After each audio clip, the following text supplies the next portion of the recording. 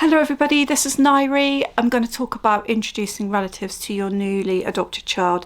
This is a request that I had during a live, I think, for a subject to cover. So it's an interesting one. I'm going to recount some of our experiences to help you and then sort of chat about some issues around that. So when we had our boys, they were foster children, and as the years went by, we then adopted them. So they came to us when they were 2 and 3. We adopted them, I think, when they were 7 and 8, and now they're nearly 14 and 15. So we've had all that time over the years to deal with the relative situation. In my opinion, it's very important to get the nearest and dearest relatives on board when you can. Now, that doesn't mean within the first few weeks, because within the first few weeks, you're trying to build your attachment as quickly as you can. So it might be that a grandparent might dip in and out a little bit in that time, or close members of the family might dip in and out, but I wouldn't introduce people too fast, too quickly, even people who are really close to you. But when you get past those first few weeks and you start building a relationship with those outside of your immediate nuclear family, then that's fine. Choose wisely.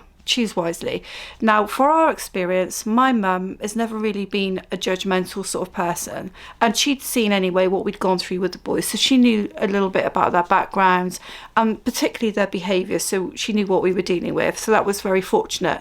It might be as an adoptive parent though that you don't have that, so you have a child coming in and you're going to be learning on your feet. So choose wisely. Who is it in the family that not only could you call on quite quickly, but actually be non-judgmental? That's the key thing. Would not judge you if you struggle with the behaviour, would not judge the child if they suddenly come out with a word or two or a behaviour that's unexpected. Would just accept that there's things to learn and improve as you're going along. And with us, we had our adult children who were growing up with the boys, so they were foster children, and we had teenage children in the house that were my birth children. So they were already building a bond with my children, and that I saw as our nuclear family, so that was no problem. But you'll always find your adopted children do make bonds with some people more than others, even in your immediate family. So say you have two sets of grandparents, you might find that your adoptive child really leans toward one set of grandparents more than the other. And that's the same in every family. Every family, you'll find that certain children gravitate towards certain relatives. So it could be difficult if you find that that's very apparent. So say you do have birth children, or you do have immediate family that you see quite regularly, and your adopted child really latches on to some and not onto others, that could be tricky for the actual relatives to understand and accept.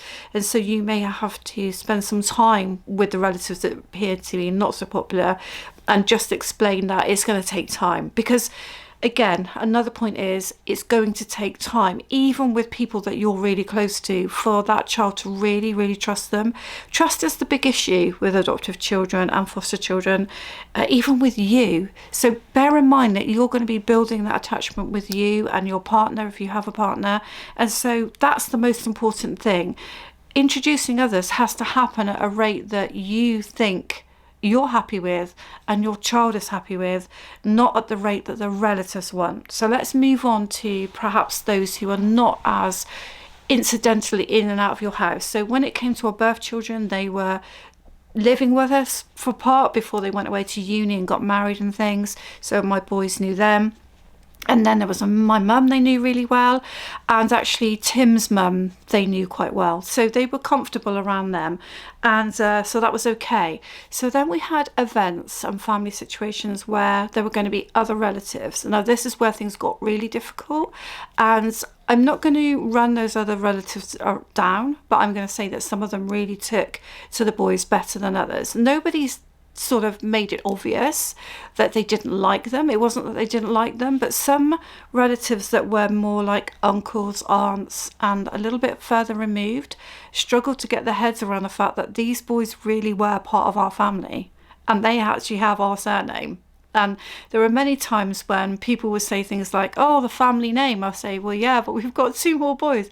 Oh, yeah. And then on Christmas cards, it's like, we have 2 more boys. Oh yeah, and sometimes you could see it really in their faces that they were really struggling to get on board with the fact that these two boys were now absolutely part of our family, always will be, will inherit from us, and they are equal to our birth children. And definitely, I saw that that was a struggle for a lot of our relatives. So that caused issues in a way, because perhaps the boys didn't see that, but there was a certain condescending look sometimes that would happen from relatives that weren't as close to us, which I saw, or confusion in them, which I saw, which the boys at their age didn't see, but probably would see now. Now, the way that we've done it in a way, which has been really hard for us, is actually we have not bothered to build the bridges with some of those relatives that we don't think are going to be healthy for the boys. I think that maybe that's been hard for some relatives, but they actually have been the ones that haven't put themselves out as well. So they're not natural with the boys. So when we're with them, they're sort of speaking to them oddly or as if they're a bit different, or they're trying to overdo it because I don't see them very regularly. So the ones that I feel that have got that natural air with the boys and actually know how to speak to them, like teenagers or like normal members of the family, those are the ones that I keep that contact going with. And you can tell because my boys will talk about them more.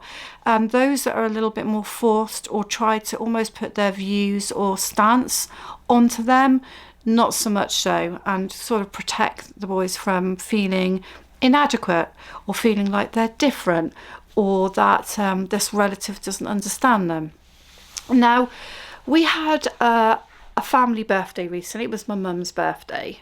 I'm going to say that everybody that was there, the boys were familiar with, very familiar with. But I am going to say that some of them, they would have felt more comfortable than others. And it was quite a big event for us. It wasn't massive in any means, but quite a big event. And I think I said in another video that I made that when we were at home for Christmas Day, when it was just a few of us, which is rare, my younger son was actually quite a handful, quite attitudey, and yeah, it was quite difficult. But then when we went to this family event, he was very shut down and quiet, which definitely isn't him. They both were. They looked super nervous and uncomfortable at the beginning. By the time they'd realised that the food was going to be what they liked and that they weren't going to be asked to do anything they didn't want to do and that I was going to let them go on their phones between courses and stuff like that, they were fine. But it showed me that the level of anxiety is still there. And sometimes the feeling that they're different is probably still there. I'd like to think it isn't. I'd like to think that they don't see themselves as different. But in reality, I think they still do. That could be, of course, because I do have a lot of birth children and therefore they've come into a family that was already there with other children. For you, it could be different if you're adopting and there are no other children and this is the first adoptive child or sibling couple or the first or second adopted child and then are no other children. That could be very different because your grandparents coming into this, aunties, uncles might be super excited that there are children coming into the family and it might be very different. But I still think people still struggle with the fact that they almost see that you might be doing the children a favour, which I find very irritating, very irritating.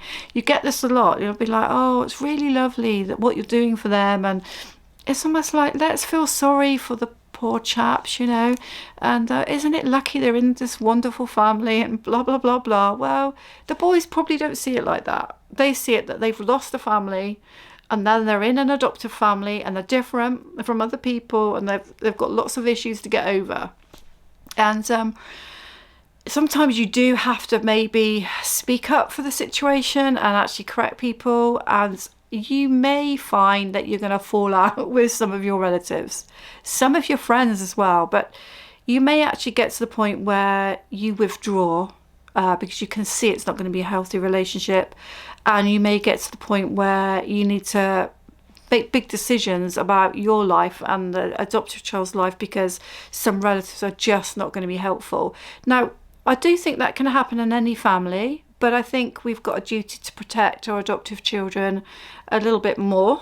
No, not a little bit more than our other children. That's not right. But maybe they need that protection in a way that some of our birth children may not need quite in the same way, because they may not have the same level of resilience. So you get an uncle coming alongside saying something to your child that you didn't hear, or I mean, I don't mean anything really awful, but something that might have a trigger or an impact on them that uncle or that auntie doesn't understand.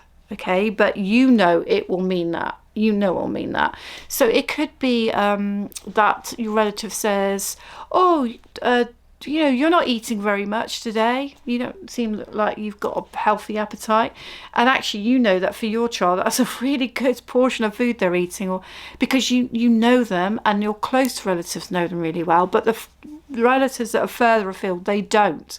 They don't know them so well. So yeah, it's about checking out that compassion level with those relatives, and it's about introducing slowly at the beginning the people that you love and trust the most into the equation, building up the attachment with your adopted child with those regularly, very regularly. So once you get past that honeymoon period where you're doing your job as an adoptive parent and you're keeping them a little bit more to yourself, introducing that gran or granddad or another sibling or something that you get on well with into the equation regularly, then you can start kind of going out a little bit more into the dip your toe in with the others, see how it goes, but watch your child really closely. How are they reacting? How is that relative reacting to them? Are they treating them like a normal child? Are they speaking to them normally, or are they odd with them or saying things which don't make any sense? Judge it like that. I hope that's helpful. That's based on my experience. So sorry if it's more about me than kind of giving per se individual advice around it, but I can only speak on my experiences. So if you found that interesting, if you like adoption, fostering or childhood trauma, then please subscribe. There's also membership, and I'll see you on my next video. Thank you.